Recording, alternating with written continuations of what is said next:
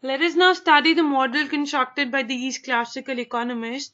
So the first concept that they gave us was the production function.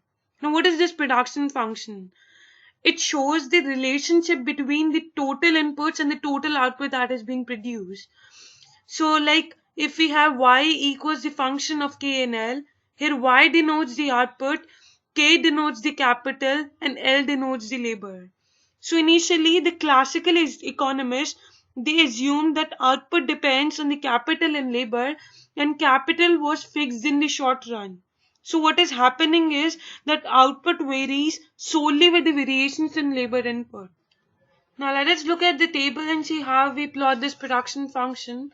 So at point A, the labor employed is 0 and the output automatically being produced is 0. Now as we move from point A to point G, the labor is being increased and we see how the output varies with the labor inputs. So we see that at low levels of labor input, say from point A to C, the function is a straight line. That is, the production function assumes constant returns to scale. As we are increasing labor input from 0, 1, 2, we are employing additional workers. We do not see a fall in the productivity of the last worker. The output is increasing from 0, 10, 20. It keeps on increasing. But what happens is over a period of time that as we move on from point C to F, that is as we employ additional worker, the size of the increased output actually decline. Like initially the output is increasing at the rate of 10, but it actually falls from 10 to 8, then to 5.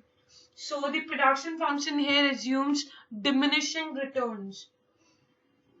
Now finally from point F to G, we see that additional workers' employment leads to decreased output. The output decreased from 34 to 32. Thereby we get negative returns in the production function. That is why we get this concave shaped production function. Now let us relate the whole concept of production function with the marginal product of labor. What is this marginal product of labor? It is the additional output that can be derived with the additional unit of labor. So as we are increasing the labor input, how the output change is determined by this marginal product of labor. And this marginal product of labor is actually the slope of this production function. As we see in the range of the constant returns, as the labor increase, the slope of the line is flat. We see the slope of the line is flat, and here the production function is assuming constant returns. Now with additional workers, the slope becomes negative and we see diminishing returns.